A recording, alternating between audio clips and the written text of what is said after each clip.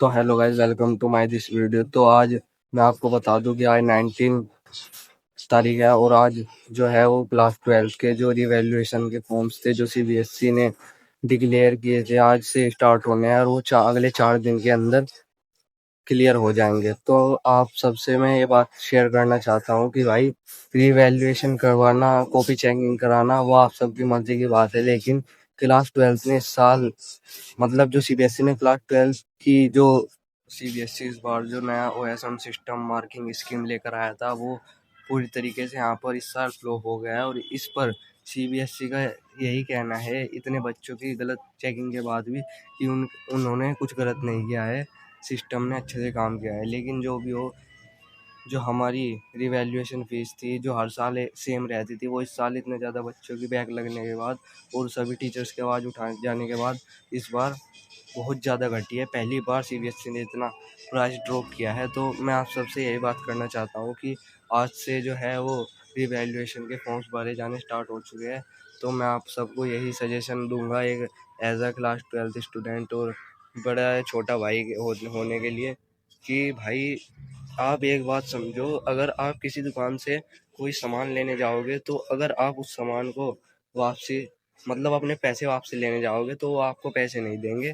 तो यही हिसाब सीबीएसई का है। सीबीएसई के भाई आप अगर सीबीएसई ने एक बार मार्क्स चढ़ा दिए और वो उससे उससे उन्हें लगता है कि उन्होंने सही किया है तो आप भले आप रिवैल्यूएशन करवा लो, लेकिन मुझे नहीं लगता वो आपको नंबर देने के बाद अपने सिस्टम को गलत ठहराना चाहेंगे। एक बार सीबीएसई के अंदर जो उनके पास जो बच्चों ने पैसे फिल कर दिए वो उन पैसे जमा करने के बाद बच्चों के मार्क्स बढ़ाकर अपने सिस्टम को गलत नहीं ठहराएंगे। तो यही सबसे बड़ा मेन रीज़न जो मुझे लग रहा है कि सीबीएसई इस बार जो बच्चे रिवैल्यूएशन के लिए कर रहे हैं। और सबसे बड़ी बात तो है रिवैल्यूएशन के फॉर्म के बाद आपको पर क्वेश्चन 25 रुपये जो आप अप्लाई करोगे तब जाकर आपके मार्क्स जो क्वेश्चन आपको लगता है वो सही होगा। तो भाई यहाँ पर मेरा मानना तो यह है कि यहाँ पर रिवैल्यूएशन फॉर्म्स के भले पैसे ड्रॉप हुए लेकिन 100 रुपये पर सब्जेक्ट भी कोई कम पैसे नहीं है। अगर सीबीएसई की गलती थी तो उन्हें फ्री कर देने चाहिए थे। तो भाई इस मामले में मुझे लगता है कि हमें अपने जो भी हमारी जिस सब्जेक्ट में भी हमें कम नंबर लग रहे हैं रिवैल्यूएशन के पैसे जमा करने की बजाय हमें अपने कंपार्टमेंट की तैयारी करनी चाहिए जिस भी सब्जेक्ट में कंपार्टमेंट लगी है। तो बहुत बच्चों की आरटी भी आई है तो आरटी और कंपार्टमेंट जिसकी है उनका तो इसमें कुछ फ़ायदा नहीं है, क्योंकि मेरी खुद आरटी 2 सब्जेक्ट में है तो कंपार्टमेंट ही मान लीजिए, एक सब्जेक्ट का पेपर दूंगा।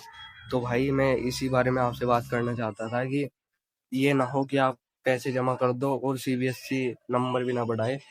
और सबसे ज़्यादा बात तो मेरे अब याद आई है कि जिनके नंबर भाई बिल्कुल बॉर्डर पे जो पास हुए हैं, जैसे मान लिया किसी किसी के किसी सब्जेक्ट में 23 या 24 नंबर है और वो रिवैल्यूएशन करा के ये सोच रहे हैं कि उनके नंबर बढ़ के 30-35 हो जाएंगे।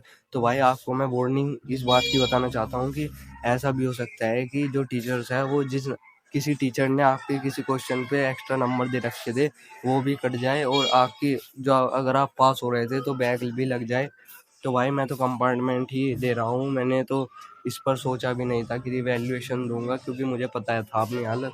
तो मैं तो आपके लिए वीडियो बना रहा हूँ, अगर आपने अभी तक रिवैल्यूएशन फॉर्म फिल नहीं किया है और आप करना चाह रहे हैं तो उसके लिए वीडियो देख ले एक बार, जिससे आपको पता लग जाए कि सच्चाई क्या है। और बहुत टीचरों ने भी यही कहा है कि मुश्किल है कि नंबर सीबीएसई आपके बढ़ाए।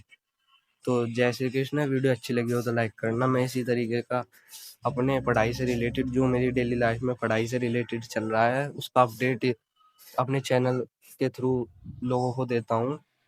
और मेरी वीडियो आपको अच्छी लगी हो तो लाइक कर देना। Thank you.